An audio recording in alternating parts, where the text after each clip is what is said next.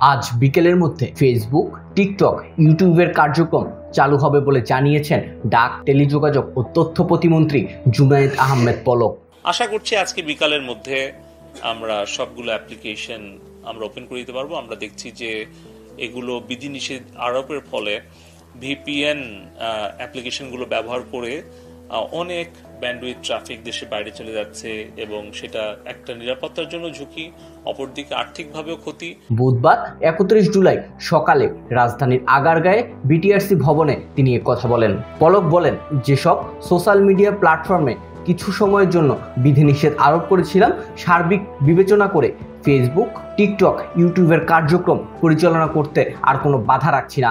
আমরা নির্দেশনা দিয়ে দিয়েছি, আশা করি আজকের মধ্যেই সবগুলো চালু হয়ে যাবে।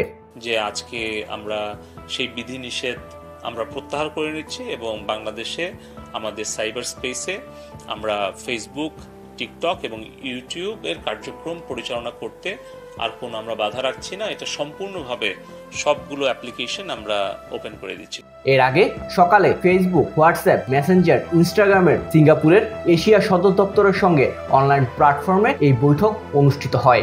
বৈঠকে বাংলাদেশে অফিস স্থাপন, মিস ইনফরমেশন, ডিসইনফরমেশন জনিত যে কোনো অস্থিরতা নিরসনে ফ্যাক্ট চেকিং জোরদারের উদ্যোগ গ্রহণ সহ সমসাময়িক বিভিন্ন বিষয়ে আলোচনা হয়।